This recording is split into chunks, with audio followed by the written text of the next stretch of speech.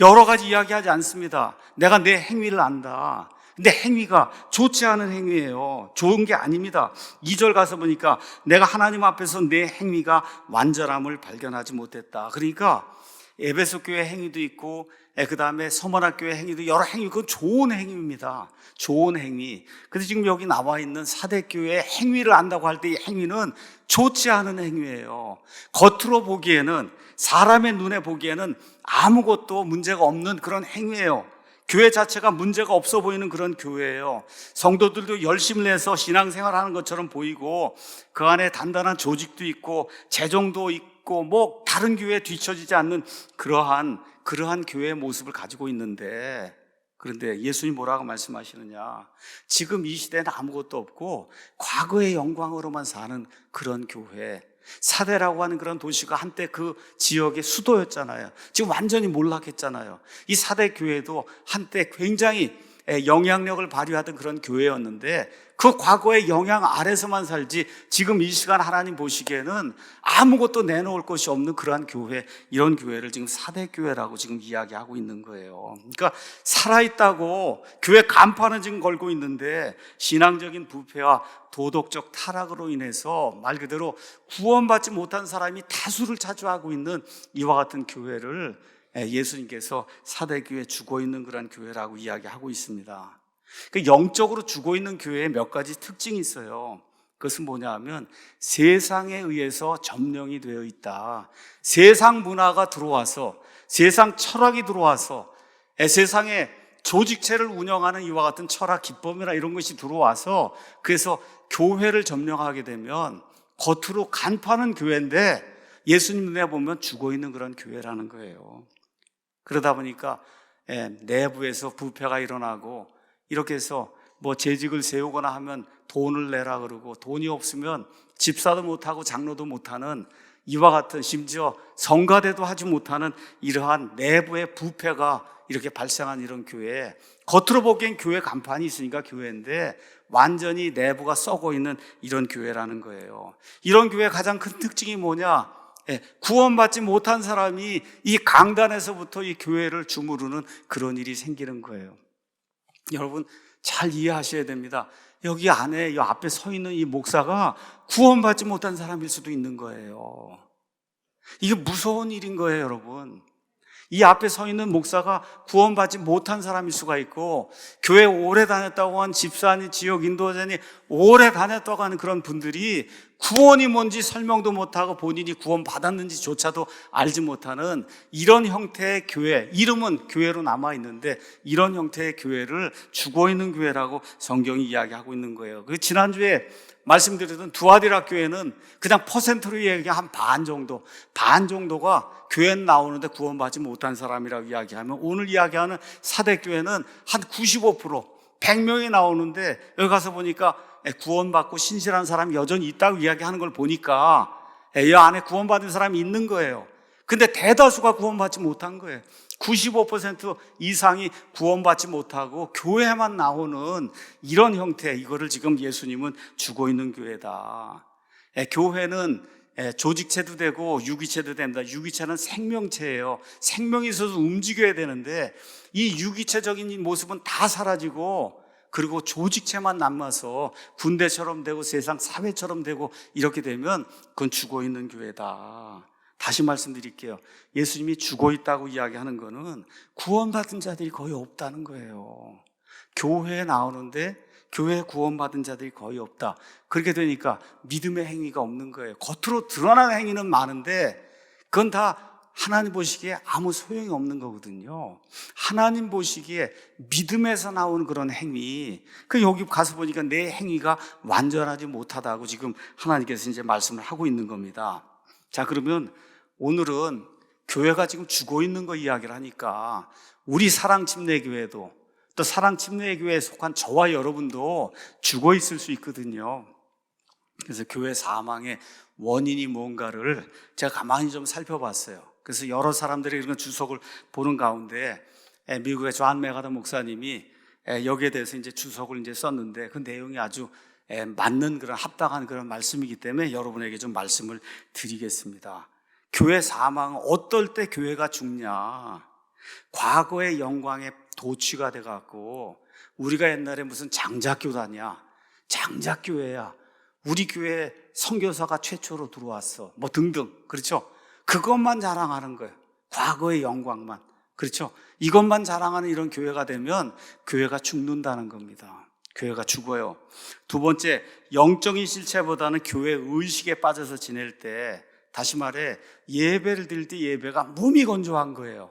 이 안에 성령님이 함께 하시고 하나님의 진리가 선포가 되는 그런 예배가 돼야 되는데, 예수님 말씀하신 것처럼 하나님은 영이시니 하나님께 경배하는 자들이 영과 진리로 경배할지니라, 그렇게 말씀하셔서 이 예배가 살아있는 그런 예배, 일주일 동안 지친 가운데 어려운 가운데 살다가도 이 공예배에 나와서 예배드리고 찬송을 드리고 기도하고 하나님의 말씀을 듣고 또 성도들과 함께 교제를 나눌 때 일주일간의 어려움이 사라지고 다시 나가서 내가 승리하는 그런 삶을 살아야 되겠구나 하는 이와 같은 재충전이 이루어지는 그러한 예배가 돼야 되는데, 그냥 무미건조하게 그렇게 그냥 계속해서 예배가 진행이 되는 이런 교회는 죽은 교회다. 자, 이런 교회 또 하나 특징이 뭐냐?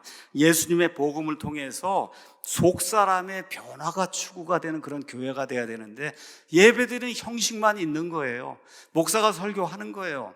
그런데 성도나 목사 모두가 속사람의 변화를 위해서 노력하는 그런 모습이 나타나지 않아요. 그냥 똑같아요. 5년 전이나 10년 전이나 20년 전이나 20년 교회를 다니나 30년 교회를 다니나 속사람의 변화를 추구하는 그런 모습이 전혀 나타나지 않으면, 교회만 왔다 갔다 하고 헌금만 드리고 이렇게 하게 되면 이건 죽은 교회다. 네 번째는 영적인 것보다 물질적인 것에 더 치중하는 그런 교회는 그건 죽은 교회라는 거예요. 기복신앙, 돈 많이 벌어야 되겠다, 그렇죠? 번영복음 외치고 예수님 믿으면 부자 된다고 하고 하는 이런 것들만 외치는 그런 교회, 교회 재정 자랑하는 그런 교회. 제가 어떤 목사님을 만났어요. 그랬더니 그분이 그 얘기를 하더라고. 우리 교회 저 총회장 하는 저분 교회 재정이 1년에 400억입니다. 그 얘기를 하더라고요. 400억. 그걸 자랑하는데 그 교회 목사가 중간에 예배 드리다가 유행가 부르고 다 그런 목사예요. 좌파 그런 목사하고. 이런 거 교회 재정이 얼마다 이런 거 자랑할 필요가 뭐가 있어요. 교회 목사 자동차가 얼마짜리다 이런 거 자랑하고 이렇게 물질에 관한 이런 것들 자랑하고 이렇게 하면 이건 죽어 있는 교회입니다. 이건 죽어 있는 교회예요.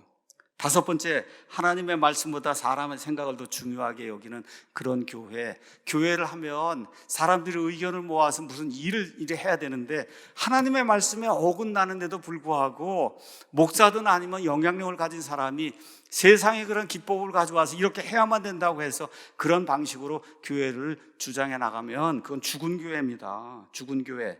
그 다음에 하나님의 말씀 자체보다 교리적인 신조를 더 중요하게 여기는 그런 교회. 저와 여러분이 1611년 영어 킹제임 성경이 하나님의 온전한 말씀입니다만 외치고 이거 하나 끼고 다니는데 이 말씀을 읽고 이 안에서 변화가 되는 그런 삶이 생기지 않으면 말 그대로 교리적인 신조만 가지고 있는 거예요. 킹제임 성경이 옳다고 하는 것만 가지고 있는 거지, 이 올바른 성경을 가지고 변화가 되는 그런 역사가 말씀을 통해서 일어나야, 그래야 그 교회가 살아있는 그런 교회예요.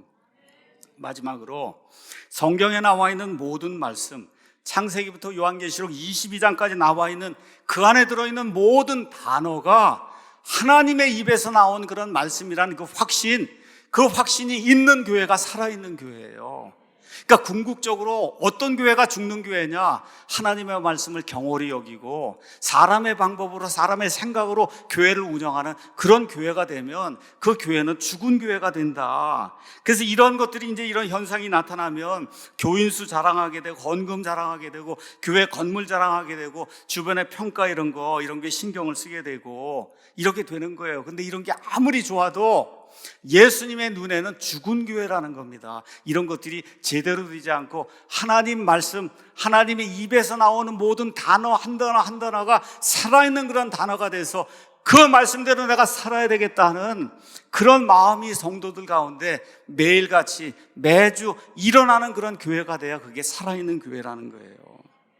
다시 말씀드릴게요. 사람들의 눈에 비치는 거하고 하나님의 눈에 비치는 건 완전히 다릅니다. 사대교회 교회 간판이 있었어요. 목사가 있었어요. 교회에서 예배 매주 드렸어요. 근데 하나님 뭐라 그래요? 죽은 교회라고 이야기하는 거예요. 죽은 교회. 그러니까 사람의 눈은 속일 수 있어도 하나님의 눈은 속일 수가 없는 겁니다. 오늘 아침에 저와 여러분이 우리의 상태가 어떤가 한번 좀 생각을 해봐야 되겠습니다. 나는 어떤가? 옛날에 2000년 전에 사대교회 그 성도들 그 나쁜 사람이구나, 죽은 사람이구나 이렇게 생각하지 마시고 지금 나는 어떤가? 우리 사랑침례교회는 어떤가? 우리 특히 지도자들, 교회 이끌고 나가는 그런 형제님들, 자매님들이 우리 교회는 정말 죽어있는 교회인가 살아있는 교회인가를 오늘 다시 한번 생각해보는 그런 계기를 가지면 좋을 것 같습니다. 그래서 사대교회는 구약시대에 유명한 삼손하고 이제 비슷합니다. 삼손이 그냥 엄청난 힘을 가지고 있고 용맹한 그런 사람이었어요. 근데 맨 끝에 그의 삶이 어떻게 끝나요? 비극으로 끝나지 않습니까? 근데 왜 그렇게 돼요? 들릴라한테 빠져갖고 그렇게 이제 되는 거거든요. 우리 한번 가서 사사기 16장 한번 보겠어요.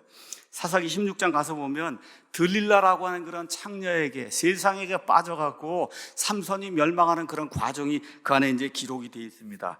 16장 16절 가서 보니까 이 들릴라가 날마다 자기 말들로 그를 압박하고 그에게 조름으로 그의 혼이 괴롭게 되어 죽을 지경이 된 거예요.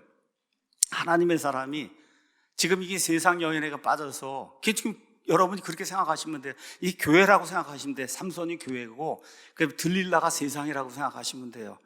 그냥 세상에 와서 계속 조르는 거예요. 세상 방식으로 해야 된다, 뭐 해야 된다 이렇게 하니까 성경 말씀하고 비교해 보면 이게 아니거든요. 그리고 어떻게 돼요? 그 혼이 죽을 지경이 된 거예요. 이렇게 할 수도 없고 저렇게 할 수도 없고 거의 죽을 지경이 됐다 그랬잖아요. 그러니까 결국은 17절에 가서 어떻게 돼요? 이에 그가 자기의 온 마음을 그녀에게 고한 거예요. 내 비밀은 이거다. 머리카락을 자르면 그러면 힘이 없어진다. 이거를 다 이제 이야기하고, 그리고 결국은 19절에 가서 머리털이 잘린 채 잡혀갖고 종이 되고 21절에 가서 봤더니 블레셋 사람들이 올라와서 두 눈을 다 빼갔다 그랬잖아요. 이러한 비참한 지경에 이르게 된 거예요. 왜 이렇게 됐냐? 하나님 말씀에 불순종했기 때문에. 과거에 용맹함이 있었고 정말 엄청난 그런 용기가 있었고 힘이 있었지만 결국은 어떻게 돼요? 소처럼 연자맷돌을 돌리는 이런 신사가 이제 된 거예요. 16절, 20절에 16장 20절에 삼손의 상태가 이렇게 묘사가 되어 있습니다. 제가 한번 읽어보겠습니다.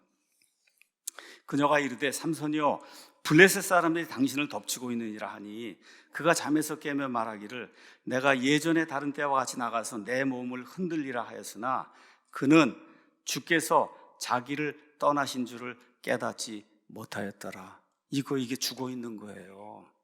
여러분, 주께서 자기를 떠나신 줄을 깨닫지 못했다는 거 얼마나 큰 비극입니까, 여러분? 뭐 내가 하나님의 일을 해봐야 되겠다 막 이렇게 하는데 주님께서 이미 그를 떠나신 것을 깨닫지 못하고, 그리고 지금 과거의 그 영광에 파묻혀서 내가 옛날처럼 해봐야 되겠다 하는데 어떻게 힘이 안 나잖아요. 어떻게 돼요? 그래서 두 눈을 다 블레셋 사람들이 와서 빼가지고 그래서 연자방아 맷돌을 돌리는 소처럼 만들어버리고 이렇게 해서 비극적인 그런 삶이 그에게 생긴 거를 저와 여러분이 보시지 않습니까? 동일한 사람이에요. 그렇죠? 동일한 이름을 가졌어요. 근데 뭐가 없어졌어요? 힘이 없어진 거예요. 힘이. 왜 없어졌어요? 주님을 떠나니까. 주님이 그에게서 떠나니까 힘이 없어진 거다. 그러니까 교회에서 성령님의 파워, 하나님의 말씀의 파워, 말씀을 여기 전하는 그런 목사의 파워, 말씀대로 살겠다고 하는 그런 이 성도들의 이와 같은 파워가 사라지면 이름은 있고 동일한 사람이 지금 모여 있지만 그럼 어떻게 돼요? 생명을 잃은 죽은 교회가 될 수밖에 없다고 지금 성경이 우리에게 이야기를 하고 있는 겁니다. 무서운 말이에요. 그는 주님이 자기를 떠났다는 사실을 깨닫지 못했다는 거예요. 저와 여러분 오늘 아침에 좀 어떤가 한번 생각을 좀 해보시면 좋을 것 같습니다. 저도 마찬가지고 제 아내도 마찬가지고 우리 성도님들 모두, 우리 아이들도 마찬가지고 다 나는 정말 주님의 파워 안에서 지금 살고 있는가 한번 좀 생각을 해봐야 될 것 같아요.